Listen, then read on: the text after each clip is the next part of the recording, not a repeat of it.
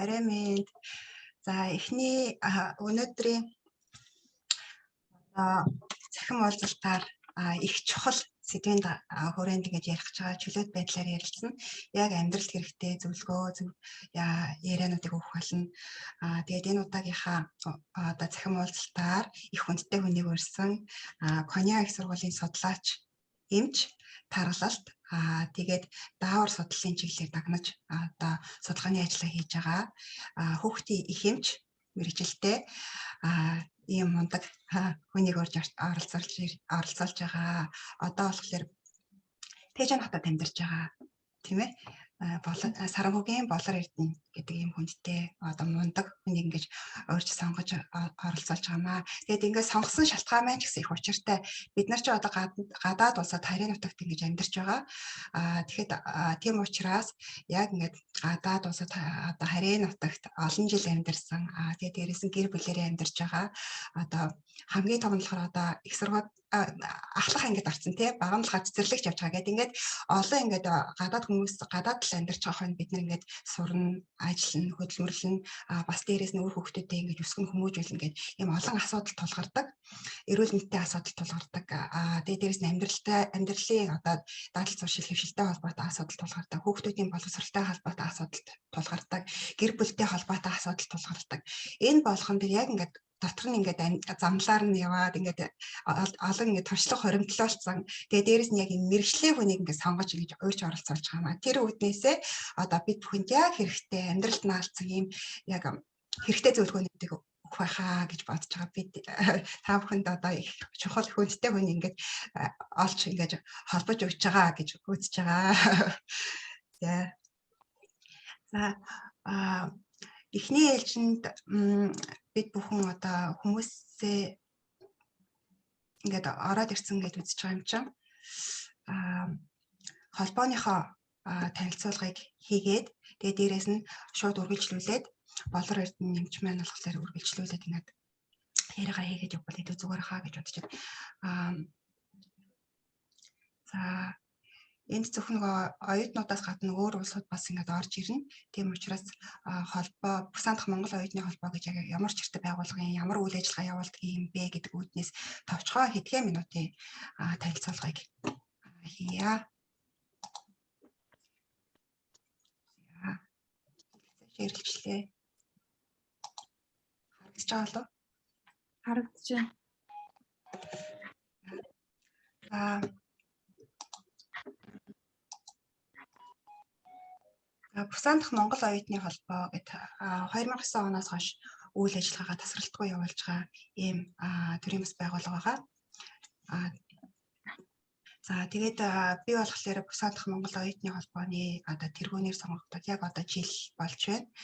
Тэгээд энэ жилийн хугацаанд бид бүхэн яг юу хийвэ гэдэг дээр тулгуурлаад өнгөрсөн жилийн 1 жилийн хугацаанд бид бүхэн хийсэн ажлаа танилцуулах одоо слайдтай юм танилцуулга бэлдсэн. За одоо өнгөрсөн жил тэр ковидтай байлаа шүү дээ. Тэгээд ер нь оюутнуудын хувьд ингээд нийтээрээ цуглаад үйл ажиллагаа явуулахад нэлээд учир дутагдaltaй захин байдлаар л ингээд үйл ажиллагаа явуулах боломжтой байсан учраас одоо бид бүхэн боломж нөөцөө ашиглаад оюутнуудынхаа одоо сурлага хөдөлмөр хичээл сурлаганд ингээд дэмжлэг үзүүлэх үүднээс хэд хэдэн том одоо уулзалтуудыг ярилцлагуудыг сургалтуудыг ингээд зохион байгуулсан. Тэдгээрээс одоо хамгийн чухал гэж үзсэн хэд хэдэн үйл ажиллагааг болсон зүйлийг та бүхэн танилцуулъя. Тэгээд бид бүхэн хамгийн эхлээд өнгөрсөн оны 5 сард одоо Бүсан дахь Монгол оюутны холбооны онол практикийн эрдэм шинжилгээний анх дугаар хурлыг зохион байгуулсан. 2009 оноос хойш ингээд үйл ажиллагаа явуулж байхдаа болохоор ерөнхийдөө спортын урлагийн гэх мэтчлэн одоо олон нийт рүү чиглэсэн одоо тийм том үйл ажиллагааг зохион байгуулж байсан. Гэхдээ энэ удаагийн онол практикийн эрдэм шинжилгээний одоо хурал болохоор анх дугаар хурал байсан.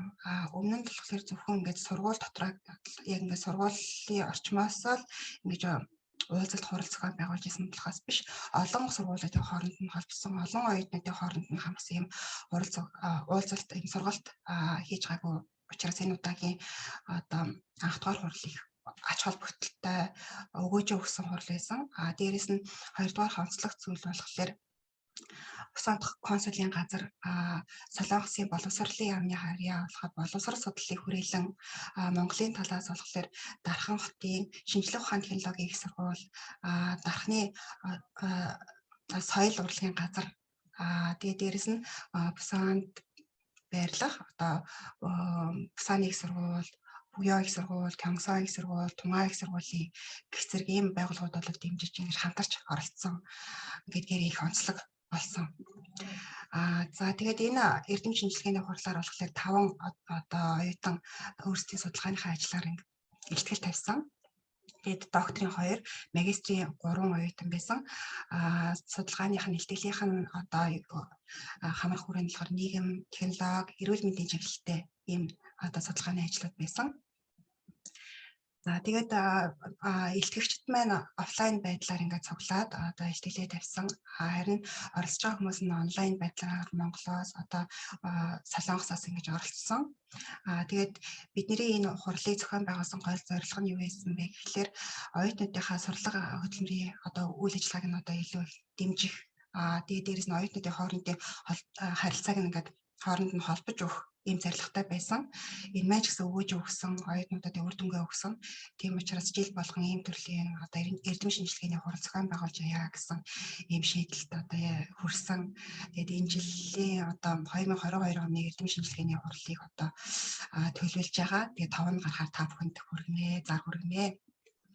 За дараагаар нь болохоор 10 сард Мишель хүрээлэнгээс зохион байгуулдаг эрдэм шинжилгээний одоо хуралд Бусан дахь Монгол оюутны холбоо болохоор дэмжигч байгуулахаар оролцсон. Энэ нь болохоор 2 өдөр үргэлжилсэн. Онлайн байдлаар, офлайн байдлаар. Офлайн байдлаар Бусан хотод зохион байгуулагдсан тэр үеийг бид хэд ингээд оролцоод хамтарч ингээд оюутнуудын ингээд судалгааны одоо ажлуудаа танилцаад бусад сургуулиудын бусад оюутнуудын эрдэм шинжилгээний ажилд нартай танилцсан. За дараагаар нь бид бүгд найрамд Солонгос улсад хэрхэн яаж тэтгэлэгтэй суралцах вэ? Ер нь тэтгэлгүүдийг яаж авдаг юм бэ гэдэг тал дээр одоо Солонгос сурахаар төлөвлөж байгаа, сонирхож байгаа, мөн Солонгос сурч байгаа оюутнуудаа зориулаад ийм хурлыг зохион байгуулалт онлайн уулзалтыг зохион байгуулсан. Тэгээд тэтгэлэг маш олон төрөл байдаг. Солилцооны хөтөлбөр байдаг. Зуны амралтаараа Солонгос ирж суралцахыг боломж байдаг. Засгийн газрын тэтгэлэг байдаг, койкагийн тэтгэлэг байдаг, сургуулиудын тэтгэлэг байдаг, байгууллагын тэтгэлэг байдаг, хувь хүний тэтгэлэг байдаг, тэнхимийн тэтгэлэг байдаг. Солонгос хэлний мэдлэгийн төвшин тогтоох шалгалтын онооноос хамаарсан тэтгэлгүүд байдаг. Гэх мэтлэн маш олон тэтгэлгүүд байдаг.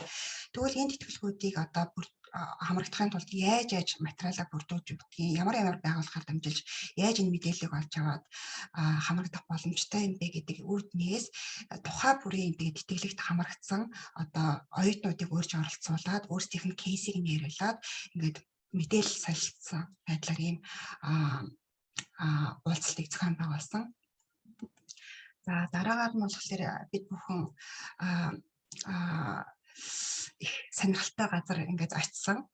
Ерөнхийдөө жил болгоно нэг юм аялал байдлаар ийм чөлөөт цагаа болгосон өнгөрүүлэх байдлаар нэг ийм одоо аялал хэлбэрийн ийм одоо үйл ажиллагааг зохион байгуулъя гэж төлөвлөж ярьжсэн. Тэрнийхээ хүрээнд Кусан мужлоо явсан. За тэрэнд болохоор яг юу гэдэг юм гэхээр Монголоос одоо жил болгон ингээд тасчуу Кусан хотод мужид ингээд нүүдлэж хурж ирдэг юм байна. 10-аас 11 сарын хооронд ингэж нүүдлэж ирдэг. Энэ одоо 2009 оноос хойш ингэж нүүдлэж хурж ирээд өвлийг үнэтэй сайхан даваад тэгээд хавартаа 3 сарын үеэс нутаг буцтгаа гэдэг жисэн. За энэ дээрс харж байгаа энэ одоо хамгийн урд ихнээс сууж байгаа нэрийн гүртэгтэй энэ хүн бол одоо Кусан одоо мужид байдаг бага сургуулийн багш хүн тэтгэвртэй гараад одоо Монголоос ингээд нүүдлэж ирсэн тас шууг ингээд хоололдог байсан. Тэгээд энэ маань ингээд жил болгон ингээд нүүдлэж ирэх шуудын тоо ингээд олон болоод тэгээд энэ маань бүр юм прожект болоод хотоосоо юм санхүү ажилд аваад төсөө эднэр авдаг болоод бүр юм аялын одоо хөтөлбөр хүртэл болсон юм брэнд болчихсон байж байгаа байхгүй Кусан мужийн. Тэгээд бид бүхэн ингээд Монгол шуудаа очиж харсан. Одоогийн байдлаар 800-аад тас шуу хурж ирж ингэж нүүдлээд ингээд буцд юм байлээ. Тэгээд тухайн үеийн ингээд арга хэмжээний одоо шуудыг ингээд одоо энэ чинь хурдаа ингээд дасан зохицоход тус дөхөн болох үүднээс бүр ингээд Монгол гэр хүртэл бариад өгсөн. Хажуудалд нь Монгол гэртээ төстэй хэлбэртэй, бүргийн хэлбэртэй асар хүртэл барьчихсан юм байсан. За тэгээд энэ арга хэмжээг дуусгаад бид бүхэн гусан одоо мужид байрладаг аялал жуулчлалын одоо газруудаар аялсан. Тэгээд дээрэс нь түүхийн музейгээр орж танилцсан одоо Солонгосын уламжлалт ийм багнууд байдаг. Тэр янз бүрийн багнууд байт юм билээ. Тэгээд тэр багнууд нь яг ямар учиртай юм гэдгийг тайлбарласан, харуулсан ийм музейгээр очиж ингэж танилцсан. Тэгээд нэг өдрийг ингээд аялал зугаалга амралт байдлаар ингэж өнгөрүүлсэн. За энэ он гарсаар одоо бид бүхэн хамгийн анхны цахим уулзалтаа та бүхний сайн мэдих ногоонууд нь лам 60 цагаан хонь миний ажлын ноу хав Америкт суралцсан тэмдэглэл соёлоо таниулъя, Монголоо таниулъя, гэрт болсон яриа гэдэг маш олон номын ингээд зохиогч боловсрал спорт аялал жуулчлал спортын одоо яамны сайд байсан, улсын хурлын гишүүн байсан ийм хүндтэй хүнийг урьж оролцуулсан. Тэгээд бид бүхэн одоо ярилцлагынхаа хүрээнд болохоор одоо ямар сэдвийг хүндэж ярьсан бэ гэхлээр ер нь гадны оронд одоо яаж амжилттай суралцах юм, цагаа яаж зохицуулах юм, яаж менежмент хийх юм, гэр бүлээ яаж авч явах юм, би балансаа яаж тэнцвэртэй авч явах юм. Тэгээд дээрс нь бид бүхэн гадны оронд байгаа одоо иргэн гэдэг оролцоод гэдэг нэрнээсээ илүүтэйгээр Монгол гэдэг нэрээр илүү их дуудагддаг Монгол оюутан, Монгол хүн гэдэг. Тийм учраас бид бүхэн тус бүрний одоо гадаад улсад ингээд суугаа элч төлөөлөгч болдог. Тийм учраас би улсаа төлөөлөөд ямар байр суурьтай, ямар үзэл бодолтой, ямар хандлагатайгаар би амьдрах ёстой юм. Гадаад улсад би өөрийгөө яаж сурталчлах юм, яаж таниулах юм гэдэг энэ талаар бас ярьсан. Тэгээд дээрэс нь би одоо ганцаараа амьдрах биш, одоо хань ижилтэйгээ өөр хүүхдтэй ингээд гадны оронд байж байгаа бол гадаад оронд өсөж таринж байгаа хүүхдүүдэд би яаж монгол хүн болгож төлөвшүүлэх вэ? Би яаж ингэж соёлоо яаж монгол гэдэг соёлоо яаж ингэж өвлүүлэн одоо үлдээдэг одоо ийм хүн болох вэ? Яаж одоо тэр хүүхдүүдэд дараагийн үеэ соёлын үеийг тэгш болгохгүй гэдэг ийм өргөн агуулгатайгаар ингэж яриаг хийсэн. За тэгээд одоо болохоор ингээд улаан загалмай нийгэмлэгтэй ингээд хамтраад холбоо маань одоо цусан хандивлын аяныг ингээд өрнүүлж байгаа. Кёмсан их сургууль, Бусан их сургуулийн кампус дээр юм явуулын автобус ирээд ингээд цусны ингээд хандив авч байгаа. Тэгээд боломжтой оюутнууд одоо маргааш өдрийн 4 цаг хүртэл ингээд цус авч байгаа. Та бүхэн ингээд цусан хандивлаарай. Боломжгүй хүмүүс нь болохоор бусад өдрүүдэд ч гэсэн ер нь ингээд гэрийнхээ ойролцоо одоо энэ улаан загалмай нийгэмлэг дээр очиод ингээд цусан хандивлах боломжтой. Ажлын өдрүүдэд ажлын цагтаа ингээд тааруулаад ингээд очих боломжтой. Амралтын өдрүүдэд ч гэсэн бас ингээд ажилт юм билээ. Тийм болохоор гэрийнхээ айл болох ойролцоо ингээд салбар дээрээс ингээд асуу сургалж байгаа. Тэгээд цусан хандивлах боломжтой шүү. Тэгээд нэмэлтээр ингээд нэг юм мэдээд болох гэдэг болохоор одоо бид бүхэн ингээд сургуулаа төгснө айлсэл визнийхээ ангиллыг солино. Тэгэхэд болохоор цусаа хандуулж яасан гэдэг ч юм уу янз бүрийн олон нийтийн ажилд ингээд оролцож яасан бол энэ маань ингээд визний ангиллыг солиулахад визээ ингээд сонгуулахад гэдэг ч юм уу ингээд нэмэлт оноо болоод ордог. Одоо хоёуч ингээд мэдээлэл ингээд нэмэлт болоод ингээд бонус гэдэг ч юм уу энэ байдлаар ингээд орчт юм билээ. Жишээ нь ингээд одоо цусаа хандуулсан бол та олон нийтийн ажилд 3 цаг ингээд ажилласан та дөөцгөөц хэмжээний ингээд бонус одоо авах ийм боломжтой байдаг юм билээ. За ингээд бид бүхэн ингээд холбооныхоо үйл ажиллагааг болохоор үйл ажиллагаатай холбоо мэдээллийг болохоор одоо өөрсдийнхөө ингээд пэйж хуудасаар дамжуулж ингэж хүргэдэг. Facebook пэйж чинь маань хаягнахаар энэ харагдаж байна. Mongolian Students Association энэ бусаа ингээд энэ хаягаар ороод та бүхэн ингээд мэдээлэл авах боломжтой. Яг нөгөө Facebook хаяа ингээд яг энэ мэдээлэл ингээд олон мэдээлэл ингээд урсаал өнгөрчдөг учраас ингээд хүмүүст мэдээлэл хүрэх нь жоох ингээд учир дутагдaltaй байдаг. Тийм учраас бид бүхэн оюутнуудынхаа ингээд бүртгэлийг ингээд авч байгаа. Бүртгэлд хамрагдсан оюутнуудад болохоор яг ингээд хувь хүн тус бүрт ингээд мэйл очдог. Мэйлээр ингээд өдөр тутмын мэдээллийг болох үйл ажиллагаатай холбоотой бүхэл ингээд мэдээллийг түргэн шуурхаа хүргэдэг, ажлын заруудыг хүргэдэг. Тэгээд дээрээс нь янз бүрийн нөгөө мэдээллүүдийг одоо зөвхөн ингээд том мэдээлэлээс гадна жоохон одоо яаралтай тухайн үед болж байгаа ингээд мэдээллүүдийг оюутнуудад хэрэгтэй гэсэн зүйлүүдийг ингээд хүргэдэг.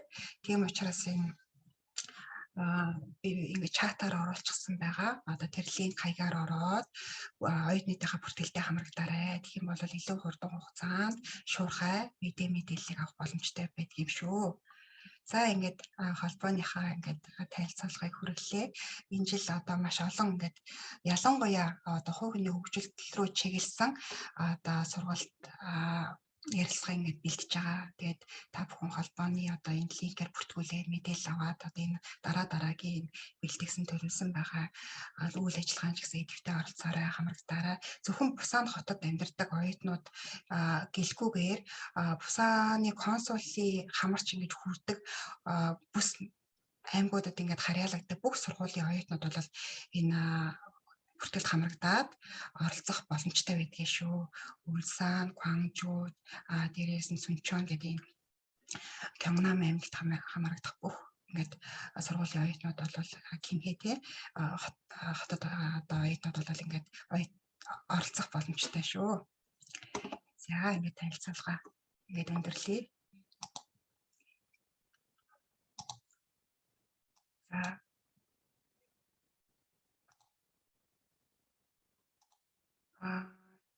юу маань ширлэгдэх болцсон те дэлгэц маань Ширлэгдээ.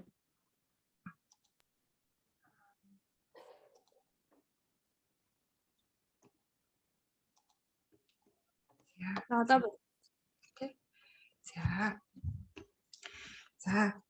За дахин одоо хүндэт зочноо дахиад нэг танилцуулъя. Хүүхдийн их хэмжээ мэрэгжилтэй дээрээс нь тархалт даавар судлалын чиглэлээр мэрэгчид сурч судалж байгаа. Яг одоогийн байдлаар Коня их сургуулийн судлаач эмчээр ажилладаг, сурдаг. Саранхуугийн Болор Эрдэнэ гэдэг юм хүнтэй хүнийг энэ удаагийнхаа вебинарт урьж оролцуулж байгаамаа. Тэгээд бид бүхэн одоо хооллолт, дасгал хөдөлгөөн, нойр, амьдралын одоо дадал, хэвшил, стресс, тэгээд цаашлттаа бүр одоо гэр бүлийн амьдрал гэх зэрэг амьдралд хэрэгтэй зөвлөгөө мэдээллүүдийг та бүхэнд хүргэх болно. За ингээд бүхний урилгыг хүлээж аваа. Цаг заваа гаргаад вебинарт маань одоо хүндэт зочноор оролцож байгаа. Танд маш их баярлалаа. Намайг бас миний одоо сурч мэдсэн өчөөхөн зүйлийг бас ингээ хуваалцгаад сонсгоод орж ирсэн хүмүүстээ бас маш их баярлалаа. Тэгээд Бусаны Монгол оюутныхаа холбоонд бас баярлалаа. За би нөгөө ингээд товчхон танилцуулсан шүү дээ. Ингээд дэлгэрүүлээд нэмэлтээр ингээд өөрийгөө танилцуулж Бусан хотод бас нэлээд олон жил амьдарсан шүү дээ, сурсан тий. Одоо болохоор өөр хотод амьдарч байгаа тий. Тийм, Бусан хотод яг зөрөх судас таргалт судлалын чиглэлээр докторт одоо 6 жил суралцсан. Тэгээ үүний дараа болохоор Тэгүү хотын Кимёнг сургуулийн бас таргалт судлалын төвд судлаач хэмжээр ажиллаж агаад одоо болохоор зэрэг Тэжүү хотын Коньяк сургуулийн уушиг судлалын тасагт судлаач хэмжээр ажиллахын зэрэгцээ мөн одоо таргалтын эстээр бас дахин одоо докторт суралцж байгаа юм хүн байна. Тэгээд нөхөр 3 хүүхдийн хамт амьдардаг 3 хүүгийн ээж ийм хүн байна.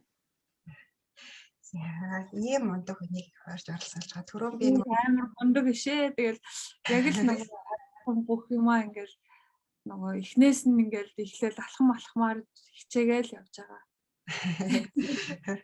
За түрүүн бас хэлсэн одоо ийм хүнийг ингэж одоо ийм чухал хүнийг ингэж урьж оролцуулсан шалтгаан би одоо нэгдүгээр нь болохоор яг ингэж гадаад улсад яг адилхан бидэртэй хамт амьдарч байгаа ийм хүн одоо би Монголоос ингээд хүн одоо мундаг юм юмч урьж оролцоёг л яг болох гэсэн. Гэхдээ би тийгээгүй. За яг энэ Солонгос амьдралд биднэрт хэрэгтэй юм яг ингэж хэрэгтэй наалцсан зөвлөгөөг өгөх хүн хэрэгтэй учраас ийм хүнтэй хүнийг урьсан. Хоёрдугаар нь болохоор одоо яг оюутан байсан байгаа тий 3 дугаарт нь болохоор энэ гэр бүлээр байгаа одоо хүүхдүүд нь ингээд цэцэрлэгт явдаг 10 жил сурдаг одоо яг биднэрт ингээд тулгардаг оюутан биднэрт тулгардаг юм проблемыг бас л яг адилхан ингээд өөрийнхөө амьдралаа ингээд туулаад ингээд өнгөрүүлж явж байгаа.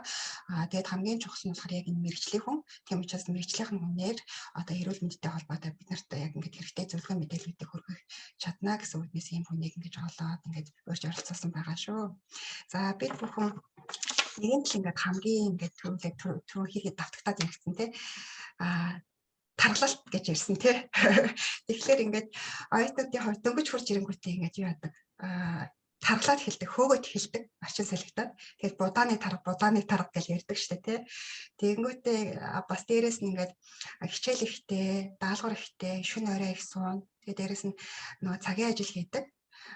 Тэрнтэй холбоотойгоор нөгөө хичээл амжихгүй учраас ингээд шүнэл хийн. Тэгээд нойр дутуу байна. Тэгээд шөнөөрөө сухаар чи нөгөө ингээд янз бүрийн чихэр жимсэдний шоколад тэгээд ам хураа авахгүй ингээд байна. Тэгээд нөгөөх нь таргалалт болоод ингээд биед ингээд хоримтлагчдаг. Тэгээд сүүлдээ нөгөө таргалалт нь стресс болоод ирдэг.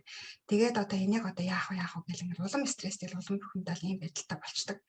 За гих мэтлэнгээр ийм асуудлууд үүсдэг. Одоо иймэрхүү асуудлыг ер нь одоо яаж одоо зохицуулах уу, яаж зөв хооллох уу, яаж өөрийгөө эрүүл байхгүй оюутан одоо яаж ингээд өөрийнхөө зөв хооллолт дээр анхаарах уу? За яг нөгөө оюутанч гэлтгүү бас яг Солонгост ажиллаж амьдарч байгаа хүмүүст яг бүгдэнд нь одоо тулгардаг асуудлын нэг. Тэгээд манайхан ч маш их завгүй ажилтдаг шүү дээ. Тэгээд Солонгост угаасаа ингээл баг цаг хугацаа бол маш их үнэтэй.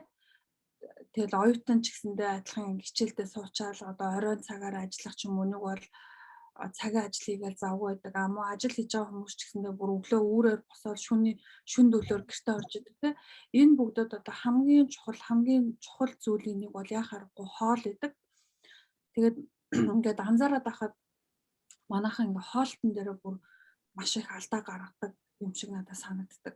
За юун дээр вэ гэхээр зэрэг нэгт завгүй байдлаасаа шалтгаалаад маш их одоо түргэн ингээд бэлэн хоолнуудыг авч иддэг. Үүнд болохоор зэрэг одоо хамгийн нэгдүгээр болохоор зэрэг бэлэн гомн те.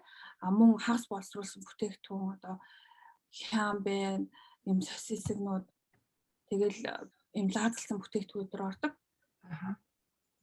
Мөн одоо нойроо айгу буруу зохицуулдаг те. Цагийнхаа менежментийг баг хийдэг ч юм уу. Тиймэрхүү асуудлууд их гардаг. Тэгээд тэрнээсээ болоод их ядарна одоо суур эмгэгүүдийг хамгийн их одоо суурийг одоо тавьж байгаа тий. Бид нар одоо нөгөө мэдлэг мэрэгчлээ дээшлүүлэх суурийг тавихын хажуугаар эргээгээд бас нөгөө энэ нь давуу тал ч гэсэндээ нөгөө талаараа бас өөрийнхөө бие махбодод одоо өвчний их үүсвэрийг бас нөгөө өөрсдийнхөө буруу цагийн менежмент, буруу хооллолт, амьдралын буруу дадал хвшлээсээ болоод одоо суулгаад байна уу да гэж би их анзаардаг. Тэгэхээр хамгийн нэгдүгürt бүгдөө одоо хоолтон дээр илүү их анхаарах нь маш чухал. Тэгээд хүмүүс бүгдөө л мэддэг те эрүүл хооллох нь айгүй чухал гэд яриад байгаа боловч яг энийг нөгөө амьдралтаа хэрэгжүүлж зөв дадал хвшил болгож чаддгүй. Тэгээд яг Дэлхийн эрүүл мэндийн байгууллага болон Харвардын их сургуулиас одоо гаргасан зөвлөмжөөр бол одоо яг 5-гаа ингээд 4 хуваагаад те өөрөхийн 5-ыг 4 хуваагаад төрний 2/1-ийг нь болохоор зэрэг одоо жимсхэн хүнсний одоо ногоогоор бүрдүүлэх хэрэгтэй гэж үздэг. Тэгээд гоё мөнгөний алгалуулаад солонгорсон өнгөтэй те тэхийн бол илүү нөгөө нэг витаминлэг амин дэмтэй одоо хүнс байна гэж хэлээд байгаа. Тэгээд 4/1-т нь болохоор зэрэг бүхэл үрийн одоо гурил будаа те цагаан будаа гэдэг ерөөсөө энэ чинь оруулаагүй. Цагаан гурилыг оруулаагүй, цагаан талхыг оруулаагүй. Бүхэл гурил гэхээр нөгөө нэг юм та бүхэн мэдж байгаа те 10 гурил шиг юм бүхэл юугаар байсан одоо юу гэх тийм харбор өнгөтэй тийм юмнууд өгдөө шүү дээ. Тийм зүйл байгаа. Мөн одоо уурга гэхээр зэрэг одоо юу яж болох вэ? Өндөг те мөн одоо төрөл бүрийн махан бүтээгдэхүүнүүд орж олно. Тэгтээ үүнд болохоор зэрэг хоньныхоо махны хэрэглээг их багасгаж өгөх хэрэгтэй. Яагаад гэхээр зэрэг хоньны маханд их нөгөө цуснд агуулгах тригглицерид болон холестеролыг нэмэгдүүлдэг тийм факторууд бусад одоо махтай харьцуулахад их өндөр байдаг. Тэгэхээр хоньны махны хэрэглээг аль болохоор багасгах хэрэгтэй. Махан бүтээгдэхүүнийхээ одоо төрлийг их олшруулах хэрэгтэй. Одоо үүнд болохоор зэрэг юу гэдэг галууны мах байж болно, дахианы мах байж болно тий. Аль болохоор зэрэг одоо гахаан махныхаа хэрэглээг багасгуул айгүй зүгээр байдаг. Тэгээ миний анзаарснаар нөгөө ялангуяа манай оюутнууд чинь гахаан махаараа хэмтэн байдаг шүү дээ. Тэгэхээр гахаан махыг айгүй өргөн хэрэгэлдэг. Тэгтээ тэр гахаан маханд нөгөө агуулгадж байгаа тэр элементүүд нь хүний цуснд болон одоо ходоодоор ингэж боловсрохтой маш удаан боловсрдог. Тийм болохоор зэрэг бас гахаан махыг бас жоохон бодолтой идвэл айгүй зүгээр. Жимсэн бүтээгдэхүүн мөн одоо хүнсний ногоог илүү их идэх юм бол илүү одоо эрүүл зөв амьдрнаа гэсэн. Тэгтээ ингээл хэлэхэд бол амархан шүү дээ. Ингэж идэл ингэж яг ингээл ярьж байгаа шиг боловч бид нар ингээл маш шахуу нэг өдрийн хуваарьтай те. За одоо өглөө 9 цагт хичээлдээс очичоод ингээл ажилдаа явна. Нэг бол одоо 7 хоногт нэг өдрийн хичээлтэй ч юм уу те.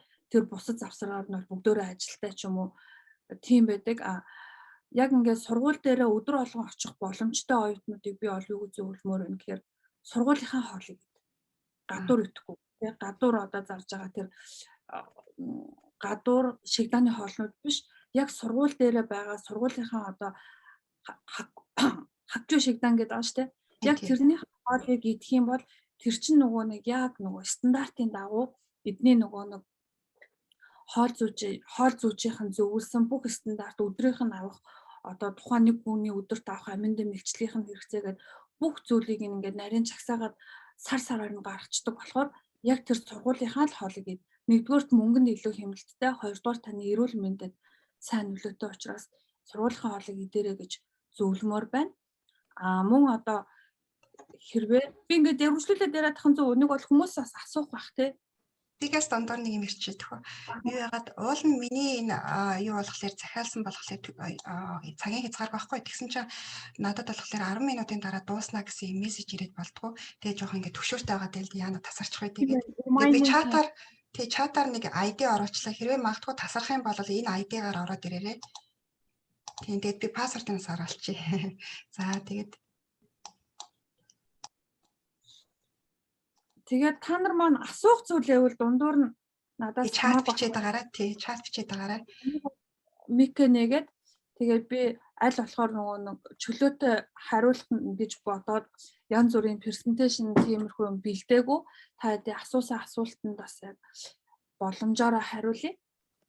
Тэгээд хоолтоос нөгөө үүдэлтэй маш олон одоо өвчин эмгэгүүдтэй амьдралын буруу дадал зуршил үүсдэг учраас хамгийн түрүүнд одоо хоолтонд анхаараарай. Дүүний дараа хөдөлгөөн байгаа тийм хөдөлгөөндөө маш сайн анхаарах хэрэгтэй. Тэгэл манайхан тэгдэг ингээ хөдөлгөөндөө анхаарах гэхээр би өстө амар сайн хөдөлж байгаа шүү дээ. Би өстө эвдэж хонсоёгээд далаад байгаа. Бууд хийгээл ингээд яхаар зэрэг ингээд булчингийн буруу хөгжил болцсон байдаг. Ингээл гарных нь буглаг ингээл чангарцсан тий. Дандаа л одоо ингээл ор татна гэж ярьдэн шүү дээ. Ороо ингээл татаал ингээл яхаар зөвхөн үнэтэй баруун гар нь ингээд илүү ингээ хөгжсөн. Тэгэл нөгөө ийсаа хийдэг залуучууд болохоор зэрэг ингээд нуруу муруундаа юм өөрч мөрөөл явахаар зэрэг нурууных нь баруун талын булчин одоо баруун талдаа илүү их ачаа үүрээдэн шүү дээ. Тэгэл ингээл хөвж байгаа л харахаар зэрэг баруун талынх нь булчин илүү ингээд чангаралтай. Тэгээд удаан ингээд булчин чангараад яваад ахаар зэрэг нурууны дискнүүд нь одоо суугаад жиргэвч гэж ярьдэн шүү дээ. Спонж гэж ярьдаг одоо юм цагаан мөгөөр шиг юмнууд байдаг. Тэгээд тэр нь ингээд суугаад өгчин тэр болохоор зэрэг хамгийн эхлээд юунаас тавьж ийнэ вэ гэхээр зэрэг булчингийн чангарлаас эхэлж тавигдаад байгаа. Тэгэхээр зэрэг тэр болгон дээр аягүй сайн анхаарах хэрэгтэй. Тэр яг ингээд тэнцвэржүүлээ те өнөөдөр би хүнд ажил хийгээд одоо хэцүү юм ингээд өргөөд ингээд явж байгаа ч гэсэндээ би энэ булчингийнхаа хөгжлийг докторжуулаад яг ижилхэн хэмжээтэй ингээд хөгжүүлэх нь айгүй чухал юм а гэдгийг айгүй сайн ойлгоод өчсөн бол ядаж ингээд гэртээ байж байхдаа гар дээрээ сунах ч юм уу те нэг бол 2 ижилхэн гантилийг барьж байгаа яг 2 ингээд адилханаар ингээд хөгжүүлэх юм бол илүү тэр нөгөө бусад одоо эргэтэн тогтолцоо үе мөчний тогтолцоон дээрээ булчингийн тогтолцоон дээр өвдөлтийг бага авна гэсэн үг. Тэрэн дээрээ бас их сайн анхаараарай гэж хэлмээр байна. Нэг зүйл ингээд нэмэлтээр тодруулахад ер нь ингээд нөгөө ажил хийчээд дараагаар нь фитнес явж үзлээ амар ядардсан байлээ тэгээ чадахгүй юм байлээ тэгээд болцсон штэ гэсэн хүмүүс зөндөө байдаг штэ. Тэгээд ер нь болоо жинхэнэ дасгал хөдөлгөөн хийж ижил эн чинь биеийн ингээд дасгал хөдөлгөөн болно гэсэн ажил бол дасгал болдгоо гэдэг ерөнхийдөө бол нэг ойлгоод байгаа. Тэгсэн хэрнээ хатаагаар дасгал хийхээр ядраад идэв штэ. За ер нь тэгээд болчих байлгүй дээ ингэж хөдөлж байгаа юм чи гэдэг. Тэгэхээр одоо яавал ингэж ядраад байвал яах вэ? Ядарж байгаа тийм одоо мэдрэмж байгаа шүү дээ. Тэр мэдрэмж мэдээж ингээд ядарж байгаа нь бол яг үнэн. Тэгтээ тэрийг нөгөө нэг хоол хүнсээрээ нөхөх хэрэгтэй. Одоо яг би өнөөдөр ингээд хүнд ажил хийчлээ. Тэгтээ надад өнөөдөр хүнд ажиллаа би биеийнхаа энэ хүчний ажлыг хийсэн чинь би энийг одоо аминд юм уургалаг ихтэй юм тижээлэг хоол хүнсээр нөхөе гэж нөхчөөд Тэрнийхээ дараа эргээд одоо дасгал хөдөлгөөнөө бүр илүү их хэрэгтэй. Тэгтэл манайхан чинь турж ийн гэд хоол идэх байхгүй. Ерөөсө тэр нөгөө авах ёстой ууралаг, эрдэс бодисоо ингээд хоолоороо хамгийн чухал зүйл хоолоороо л авах хэрэгтэй. Тэгээ тэр хоолоороо авч чадахгүй байгаа юм чинь тэр бие махбод чинь одоо хэвийн байглаасаа авч чадах юм авахгүй байхаар чинь өвдөөд эхэлж байгаа байхгүй. Тэгэл би турж ийн, би зөв хоолж ийн, хоолныхоо дэглэмийг барина гэж бодонгуудаа зүгээр огт хоол идэхгүй ч юм уу тий. Тэгээд яваад байдаг. Гэтэл яг л нөгөө өдрийнхөө авах ёстой тэр нөгөө 5-аа 4 хуваагаад би яг энэ одоо хүнсний ногоогоо жимсгнээ эрүүл уургаа авч гин үү, бүхэл өөрийнхөө гурлыг авч гин үү, тэр бүхэл өөрийн будаагаар би хоолж гин үү гэдгээ л аягүй сайн бодох хэрэгтэй. За. За нэг чухал юм ойлгож авлаа. Ерөнхийдөө нөгөө оюут нутгийн гадаа нөгөө одоо лавтаа сууж байгаа бол ерөнхийдөө гарахаас салхуурдаг. Альс орой энэ төр сууж байгаа бол за яшиж гэл ерөнхийдөө бэлэн гой мэдчихдэг цуугаагаа бичээдэл нэг удаагийнхаа хоолыг тэгээд аргалцдаг. Тэгэж явсаар гал нөгөө ходоод нь шархалцдаг, нөгөө биеийн үүддэг болдог, таргалдаг гэл ингээд зөндөө асуудал байдаг. Хэрвээ ингээд сургууль дээр суудаг оюутнууд байх юм бол харин ч эсэргээрээ ингээд гоё сургуулийнхаа хоолны газар идэх хэрэгтэй юм байна гэдгийг мэдээж олох гадаар шүү дээ. Сургуулийн хоолны газар хамгийн эрүүл зөв шин тэжээлтэй хоол идэм байна гэдгийг мэдээж авлаа. Би гарахаараа кампусаас гараад сургуулийн нөгөө кампус доторх биш сургуулийн хоолны газар биш өөр газар хооллол илүү гоё амттай гэж бодоод байсан ч үгүй юм байна. За ийм чухал юм ойлгож авлаа. За тэгэд хоолтон дээрээ одоо тийм бэлэн юм хүм янз бүрийн мэдж болохгүй юм байна гэж мэдээж авлаа. Бас нэг зүйл тодруулахад бэлэн гомон гэхэд бас учир байдаг гэсэн. Ер нь яаж идвэл хэдийн хугацаатай ямар давтамжтай яаж идвэл ингээд биеинд ингээд хурдан шингээд одоо биед ингээд хор нөлөөгөө ходоод нь тачаалахгүй тэр байх бол Ер нь бол яг бэлэн гомон ч өөрөө тийм сайн хоол бол биш шүү дээ. Тэр сайн хоол бишийг бол бид нар бүгдөө мэдж байгаа. Одоо ходоод эцтэй тэгэл цаашлуул ингээд үр тогтоход хүртэл айгу муугар нөлөөлдөг. Одоо жирэмсэн хүмүүс идэхэд зулбах аюултай байдаг. Тэгээд 5 нас хүртэлх хүүхдүүд бол бэлэн хоолыг бүр өгч болохгүй гэсэн тийм заалттай байдаг. Тэгэл ингээд бид нар чинь хамаагүй иддэг. Тэгээд одоо би хүмүүст бити бэлэн гомон идэ гэж би хүүдээ ч гэсэн хэлдэг.